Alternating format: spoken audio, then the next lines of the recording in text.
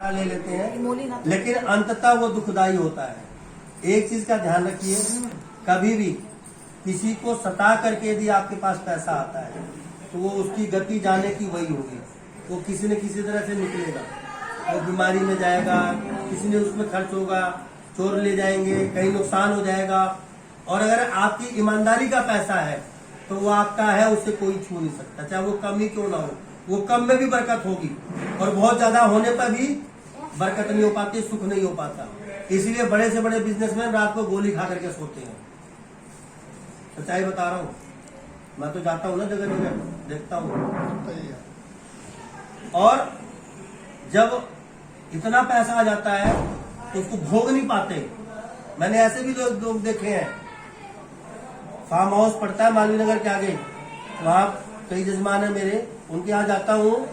आप ये लगा लीजिए कितना पैसा उन्हें खुद नहीं पता, उनके अकाउंटेंट को पता है कि इनके पास इतना पैसा है।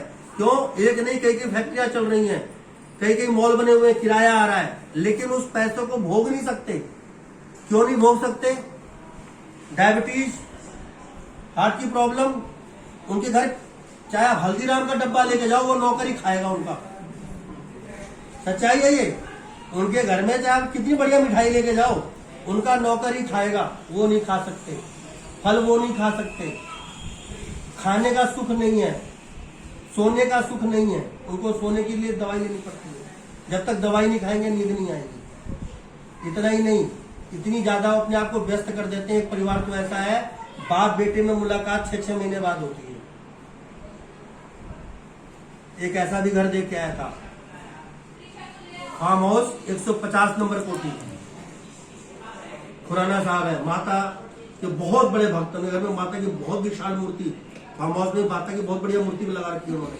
बहुत बड़े भक्त हैं, मगर पूजा खुद नहीं करते, टाइम नहीं है। पंडित जी रखे हुए हैं सैलरी पे, पंडित जी आते हैं, रोज पूजा कर जाते हैं, उनके लिए प्रसाद रख जाते हैं। पंडित जी कमाई जाएंगे। और हाँ, और जो खुद है वो सुबह उठते हैं 10-11 बजे, अपनी फैक्ट्री चले जाते हैं। बेटा 12-1 बजे सो के उठता है। पिताजी शाम को आते हैं, खाना खाए 10-11 बजे तक सो गए, बेटा रात को 1:30-2 बजे आ रहा है। दोनों मुलाकात ही नहीं होती। एक घर में रहते हुए भी बाप बेटे की मुलाकात नहीं हो पाती। मैं हवन पूजा कराने गया था, चौथे दिन हवन था। मैं कहा जी पूरा परिवार समेत बैठा, बोले जी बेटा तो नहीं बैठेगा। मैं कहा जिसके लिए करा रहे हो वही नहीं बैठेगा, फिर कराने का फायदा क्या। फिर उन्होंने अपने बेटे को फोन किया तो पता लगा जो किसी क्लब में था। जी ठीक है जी, आ रहा हूँ। आते आते 3 घंटे बाद आया, तब आकर के वो पूजा में गया। बोले पंडित जी आज 6 महीने बाद अपने बेटे को देखा, और एक घर में रहते हैं। किसी चीज की अति नुकसानदायक होती है। चाणक्य ने एक श्लोक कहा है, अति रूपेण वही सीता, अति गर्वेण रावण, अति दानात् बलिर्बद्धो, अति सर्वत्र वर्जयेत्। कभी भी किसी चीज की इतनी अति मत कर दो कि तुम्हारे लिए नुकसानदायक हो जाए। जब सीता जी का स्वयंवर हुआ था तो सीता जी को अपने रूप पे बड़ा अहंकार था कि देश देश के राजा आए हैं, लेकिन कोई ऐसा नहीं जो मेरा वर्ण कर सके, धनुष को तोड़ सके। सीता जी को भी अहंकार था, बेशक लक्ष्मी जी की रूप अवतार थी, लेकिन जब धनुष यज्ञ हो रहा था, कोई धनुष नहीं तोड़ पाया, तो सीता जी को अपने रूप का बड़ा अहंकार हो गया था। इस धनुष को तो मैं रोज उठा करके पोछा मारती उसके नीचे, और इतने बड़े बड़े राजा है, कोई राजा धनुष नहीं तोड़ पा रहा।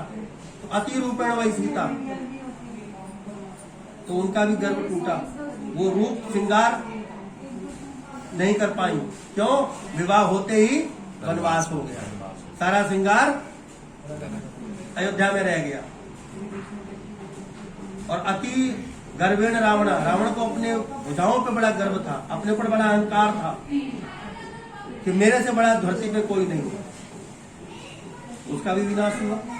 अति दानात् बलिर्बद्धो, दान करने में राजा बलि से बड़ा दानी कोई नहीं।